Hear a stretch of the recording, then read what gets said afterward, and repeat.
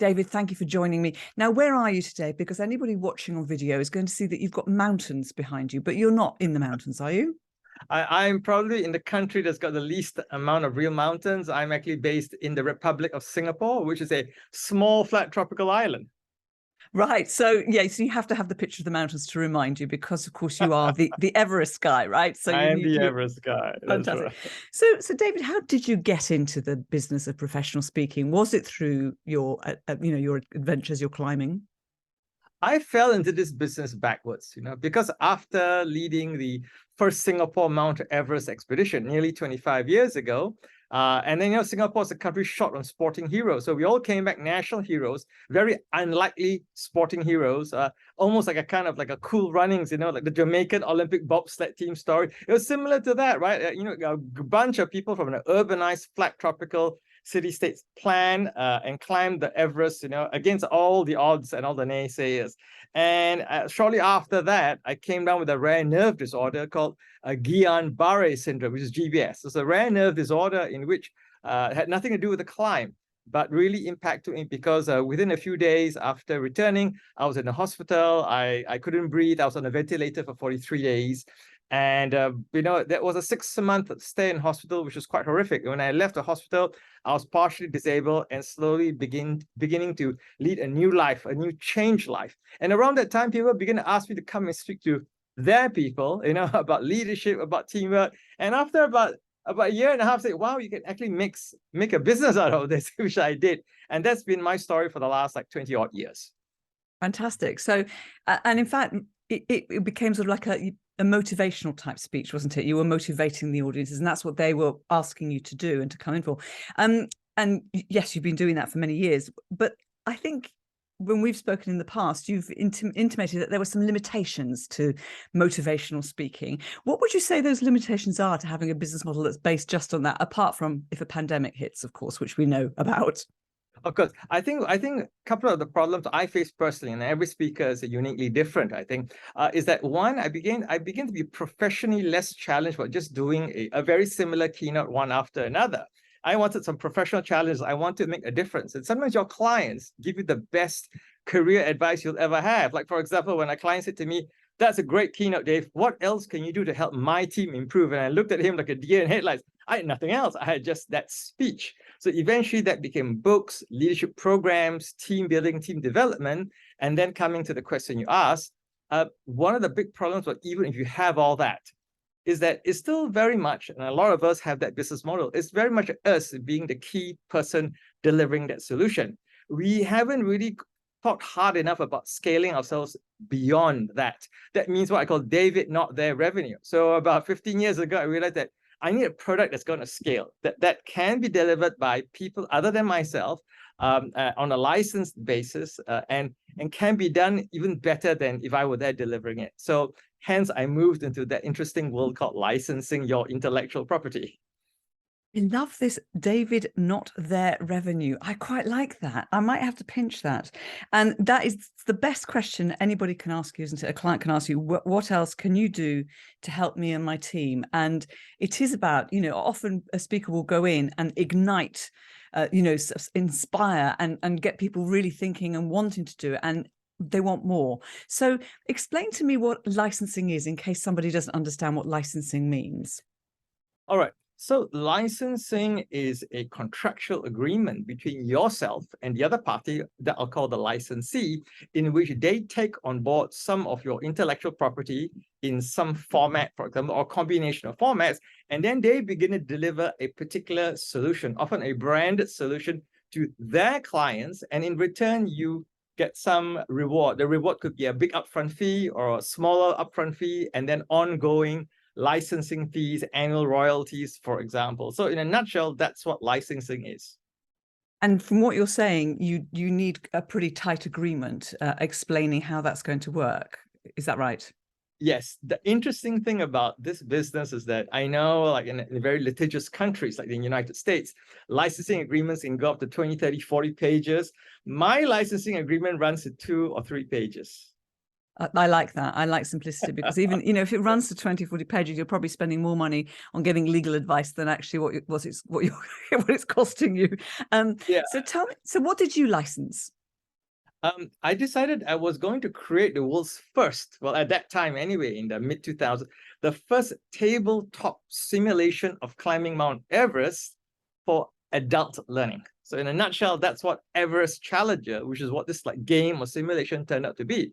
So I turned it into a half day, because most clients, when they have a multi-day program, the most they can afford in terms of a time commitment for something that's a little bit different, but at least keeps everyone on the same sheet of music, keeps everyone aligned to the conference messaging, the learning outcomes, half a day usually. And so they basically play the game of climbing Everest with all the usual constraints in terms of supplies and issues that climbers face on Everest, but geared with certain scenarios which promulgate adult learning. That means it's a very adult game. That means teams are not told to cooperate. Teams can betray each other. Teams can behave very selfishly. So basically, it's like a very adult real world. But what they don't realize often is that collaboration is rewarded. But again, we create a number of moral hazards, leadership hazards, in which they are tempted to do the other sort of thing. And then there are consequences. And then that provides the facilitator who's leading the session a huge amount of material from which to, how do I put it, facilitate learning, adult learning. Teachable moments will arise, definitely, depending on how the game is played. I think that sounds fantastic. It's probably the only way you would get me anywhere near to climbing Everest, doing a simulation. And I think it sounds really fascinating. I can see how much material would come out of that for teams. Yes. That's phenomenal. So how did you know you were ready to license a product? How would people know that it's time to do that? I think, yeah, that's a wonderful question. And the best way to figure out when you're ready to license it is, number one, it's either based on material, partly or wholly, that you've been very, very actively either delivering as a training workshop or as a long engaged keynote. And then you're confident and ready to accept that someone else can deliver it as good, if not better than you. And that's the big problem with speakers. A lot of them feel that I am the only one that can deliver this particular content for my client's sake. And maybe they're right, but you know something? If they're happy with their message and their content improving the unique condition of clients around the world, but maybe 10% not quite as good as they could do personally, guess what? They're ready for licensing. I think one of the biggest drawback, or one of the biggest things that holds people back, is the ego. They feel that they're the only one that can deliver it. Or number two, they're afraid that if they license it, they're not sure how they're going to safeguard what they call intellectual property leakage. What if so-and-so licensee runs away with it, doesn't pay me royalties, and keeps using my unique content to train people, right?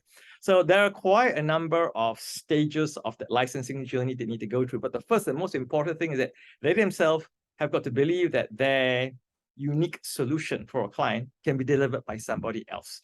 And that person is ready to pay for the privilege of doing so. Okay, that's really good advice. And here's a question that's quite tough. How do you price it? How did you price your licensing? All right, here's a wonderful thing as well. I always tell people that I'm like you too. I do a little bit of speaker coaching on the side as well. And one thing I tell people who are in that journey to license their first product is that before you can get your second licensee, you've got to get your first licensee. So for your very first licensee, even if you don't get paid what you think you should have got paid, usually just the privilege of getting that first licensee in that contract, the learning journey, it's all worthwhile, because before you can get your second licensee, you got to get your first. And very often the second prospect will often say, so have you licensed this to anyone else? And you can smile and say, yes, of course I have. Fantastic. Okay. But so if I was licensing something that was, rather than having somebody share my content, that they were using my content, for example, so say a speaker has content that they want to share with a company, and there's going to be lots of people participating. So there might be 500 participants. Is it based on how long somebody has access to it, or is it based on the number of people accessing it? Right. So we're talking about how do you're going to nitty-gritty of how do we charge with this. So Yeah. I've gone through the various models. I've gone through a model where it was a kind of a royalty fee. That means if you have one of my best clients was a large multinational courier company who you'll know, right? They're all in purple color. And I love it because twice a year they would come to me for 7 years and they would say, so David, we had 421 people run through this program today with your content. Well, write us out an invoice. And I love that. And I think they realize too that they're a big company.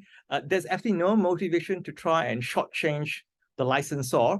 And they know there could be potential expensive legal issues if they did that. However, very often we don't license to such organizations. Sometimes we license to smaller consulting outfits. And then again, the fear is often then the leakage, right? What if they're not completely truthful about how many people they ran through the program? So I've been through the whole gamut, right? I would say is that I have a legacy program. I have people who are on this, like, if you run a per person kind of thing there, you get charged on a per person basis. Plus the initial licensing fee. But then a lot of my new clients who are possibly consultants or trainers like myself, I make it very simple for them and for me. We just charge an annual licensing fee. And what do they get for that? They get things like upgrades. They get updates. If they lose some physical component of the game set, for example, we are there to help send them a replacement for a very small fee, and so on and so forth. Fantastic. And so sometimes do you have like a rolling so when you come to the end of the year, do you renew or does it stop? What happens then? Yes, it's rolling. I mean, obviously the last 2 years have been just dreadful for any face-to-face workshops and things. And I've been trying to put the entire Everest Challenger into an online version, and which is really, really complicated because of the dynamics involved in that. So we're coming to the end of the tunnel now after 1.5 years of development. But I would say that, we are on our way to getting it on an online basis, up and running, for example. So Fantastic. And you've mentioned it a few times that there's this fear that someone's going to run off with your content and they're going to use it. And I mean, does the contract protect you against that? Is that sufficient, or could that always happen? One of the things that helps is that Everest Challenger is a physical game. It's like a big Monopoly set. Imagine if you try to reproduce that in color, it'd be extremely tedious and complicated. So that in itself is a very what you call a soft way of locking in your IP. I often tell people that if you have, say, some training materials, let's say it's a workshop that you're trying to license, have a lot of the materials in color and make sure that the color coding is an essential part of the whole program. That means, like say, if you're red, you'll behave like that. If you're yellow, so if people want to try and try and make multiple copies of something they're not supposed to, it's going to cost them a fortune in ink cartridges, color ink cartridges, for example. So these are what I call soft ways, soft locks on your intellectual property. The hard locks, it comes in the legal or the contractual agreement. That's very clever. You're very clever, David. I like that. So you're going to have both. You're going to have both. Yeah, you have soft locks and hard locks on your intellectual property. You make it difficult. Like, for example, with the online game, you tell me, how are they going to recreate that? They have no idea what the backend is. They play it online on the web. They access the web, hear the codes, they get the password sent to them. So it's a very secure way of running a game. And then once the game's over, screen goes black or something like that, right? So you tell me, right? How can someone run away with your intellectual property with the online version? Now, you can say with the hard copy version, oh, we'll do color photocopies. Yeah, great. Try and do a color photocopy of a map that's nearly 1 square meter. So I'm just saying that I'm not saying it's impossible to do. It's going to get very messy, tedious, and the final outcome to a third-party client is not going to look very smart or professional. Very good. I like that. Lots of incredible advice. I don't know if I've asked you enough questions for you to share some of the great lessons that you've learned in your licensing journey so far. What have I missed? I think you've covered actually most of all the key things about how people can get started in licensing. And if you ask anyone who's successfully licensed a product, one of the first things to tell you is that I wish I'd done this 5 years earlier. Because it's a lot of work initially, but once it gets started, it's definitely David, not that much. There's nothing better than if you look through your list of, say, 20 or 30 licensees, and every year that small check or that payment comes through. At the moment, obviously, my product, I've never aggressively marketed my product, but if you think about it, for people who are really smart at doing this, really, it should be a really big component of their, their you not their revenue. I think we should Yeah. all aim of getting at least 20% of our income as a unit, because so many things could happen. A pandemic could happen.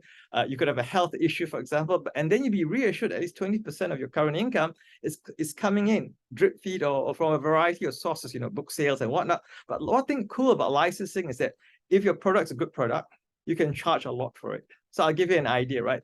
You sell a book, what do you make out of that book? Not a lot.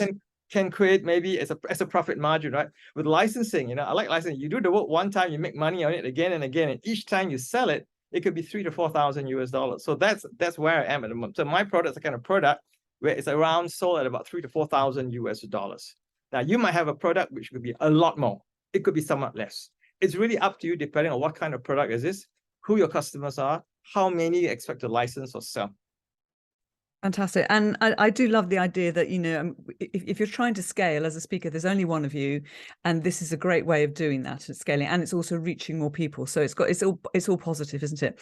What's next for you? What's on the horizon for your business and for your licensing? Well, I've been semi-retired for the last 3 years. So it came at a good time just before COVID hit, right? So I really dialed down a lot of my outbound marketing, social media postings that are directly linked to my business here. So right now, my business is largely keynoting and then working on the licensing bits and projects. So right now, I'm just trying to get the online version up and running. We've had several very major setbacks in the last 1.5 years. So that in itself is a huge learning journey. But for me, on the business side, that would be I will always say one of the big things before I totally retire is to get this online thing up and ready, because we've got it trademarked, we've got it registered with an R on it and everything like that. So eventually, the whole thing is going to be part of my David retiring plan. Fantastic. I hope you keep us posted on that, David.